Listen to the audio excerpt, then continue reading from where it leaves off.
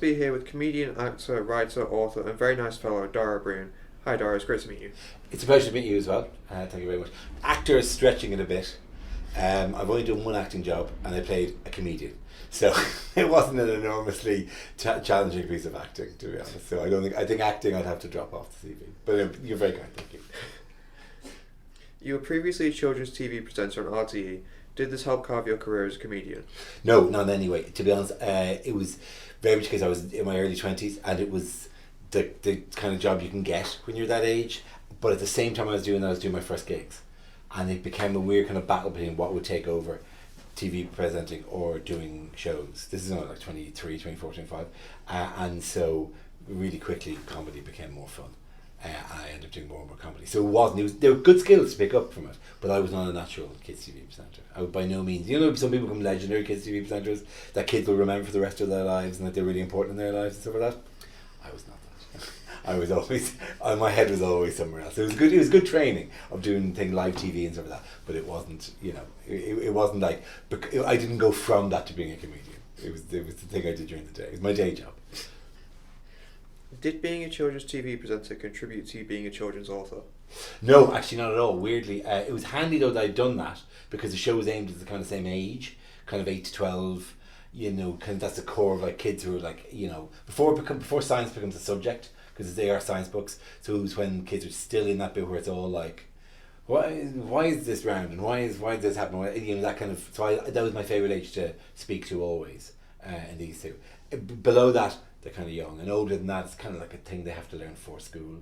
So a bit of the joy goes out of it a bit. And I also think you have to be, when you get, a lot of people get into science, really find a grown-up book at 14 that they really loved. I had that as well. And I'm not qualified enough to write the scientist's book. Yeah, I'm qualified to talk to that age. Are you more comfortable on stage or in front of the camera? I think on stage. I enjoy doing TV shows, but probably the main reason I enjoy it is because you get to work with lots of other people, whereas stand-up is very much a lone wolf kind of a thing, and that's a very flattering comparison. Lone wolf, like otherwise we'd move in packs and we savage animals at night. It's very much you're on your own, doing your own first half and second half. So it's really weird. It's a weird job in the sense that you come to doing comedy clubs where there's loads of you around and you really bond closely to other comedians, and the reward for doing well in that is that you never work with them again. You just work on your own all the time. So the TV kind of is a chance to dip back in and see what other people are doing. Your love for astronomy is well known. Would you consider a career doing it? No, because I don't think I'm quite good enough at it, really, to be honest. The joy about doing comedy is like you can get the details wrong and make that funny and make it work, but in proper jobs, and I would include actually being an astronomer who's control of a really big telescope, you're supposed to get the details right. And I can't guarantee I would do that.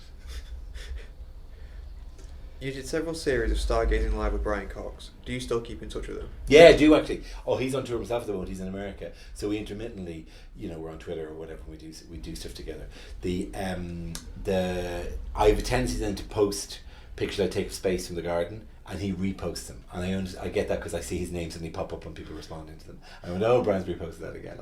So I've actually not seen for a while because he's now in America doing tours, and then he'll do something like he's on Conan O'Brien's podcast, and that'll really irritate me because I'll go, I would like to be on Conan O'Brien's podcast, and I feel as a comedian I've done the time here, Brian, but Brian will get to go. So Brian has had dinner with with the Monty Python people and Steve Martin and other comedy legends because of the whole science thing, which is kind of slightly irritating. Being a space buff, when watching movies set in space, do you feel impelled to correct their mistakes? Yeah, I don't do it loudly because it gets very irritating. But I remember once having a conversation with somebody who knew even more than I do, and him pointing out, going, "Sure, why would spaceships meet like that? They would meet that, and that would be that way, and there's no reason, there's no up or down. So why would they always seem to go at each other like this, like whatever? You can take this stuff too far." I'm very happy to suspend disbelief and just enjoy. There are things which are just stupid. What was the one where the moon attacked Earth? Early this year. Moonfall. That's just irritatingly stupid. I mean, you could make that, like, I'm happy to just go with it, but that was dumb. So, Geostorm. That's another one that's really, really bad. Yeah. Do people confuse astronomy with astrology?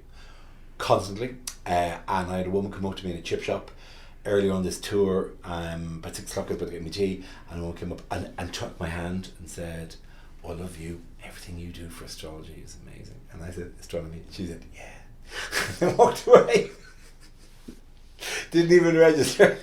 Oh, because you love astrology, don't you? And I said, astronomy. And she said, are you an Aquarian? And I said, astronomy. And she said, oh, well done.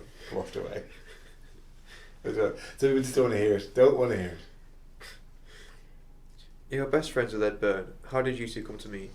We did gigs together, actually. We didn't know each other at all before that, but I played support to him at a gig.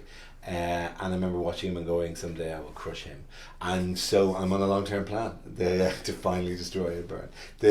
No, we did gigs when we were starting off. It's a very bonding thing doing comedy with people, because weirdly people don't think we're very competitive, but actually our competitions usually, we both compete against the audience. So we tend to go backstage and go, oh, they were awful. And that tends to bond you at all. So I did gigs when I was really early starting off, and the two of us just clicked. You had a cameo role in the film The Look of Love. Would you like to do more acting roles? If they create more characters that are just other comedians, then I would play the role of generic other comedian. That is all I had to do. I would put on a suit and be a guy called Alexi Sale. I don't know if you're familiar with the work of Alexi Sale. Kind of a legendary 80s, 90s comedian, one of the first ones. But it was kind of playing that character guy in a suit ranting. And so yeah, I'll do that. I'll pretend to be another comedian. But no one has ever asked me to play anything other than that. So I'm obviously waiting for the bit where somebody says, could you be a terrible astronomer in a movie while the moon crashes on? When you meet people for the first time, do you feel like you should try and make them laugh? No, absolutely not. Weirdly, I'm really free of that feeling at all. And people kind of expect it. Also, you're kind of at a disadvantage because people shout something at you because they've seen you coming, and they'll shout something, make a bus or something. They'll shout something that you're supposed to recognise. But you're like a normal person going, Jesus, somebody just shouted at me. And then your brain goes, yes, and they'd like you now to respond with a funny thing, but they've already walked past. So they must walk past going, it's not that quick. He's not that quick, that guy. But actually, my brain's going, is in fight or flight mode because a stranger just shouted at me. So be sensitive to the fact that we're startled that you're shouting at us anyway in order to come back with a funny line as well. I feel no obligation to do that generally. No. If I do, it's a bonus. My favourite Mug of the Week moment is private browsing. Are there any others that were edited out that you could share? No, we generally push for...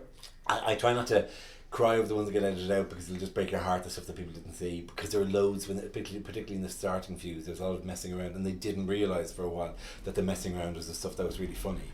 And then they would cut to the lines that people had. But no, there isn't a specific one, but it's up there, private browsing, alongside Nude playing the harp. Greg Davis doing his Peter Andre impersonation, that was another good one.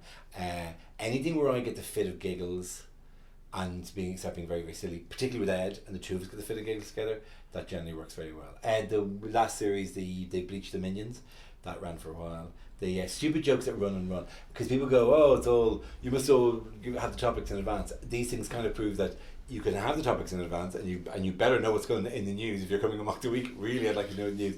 But the funniest bits are always the stuff that then spirals off from that. Are there any memorable stories from tours that you could share with us?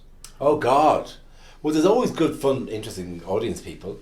There was a guy only two shows ago in Portsmouth who was a very difficult person, because I talked to a lot of people in the audience, and he was difficult to talk to. I said, because he's a police officer, but he retired because he was in an accident. I said, oh really, what happened? And he said, I was laying at the cones in a car accident when another car hit me.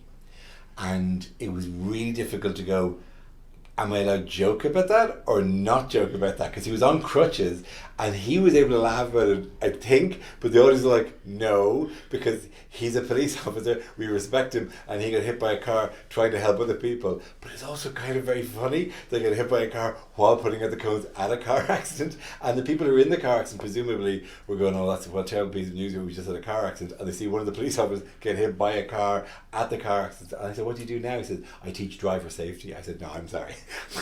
That's ridiculous. That's happening. We're joking about this now. So yeah, there's always some messing around that you can do. But his was a delicate one. Sometimes the audience can be very kind of, I don't want to say anything to him. He seems nice. We had a police officer in Northampton, not on this tour, who left. Spoke to her. We chatted about her being a police officer. And then midway through the first half, she received a call and she left. And everyone saw her go. I saw her go. It was like, what the hell is happening outside? Is there a riot? Why was the police officer called from the theatre?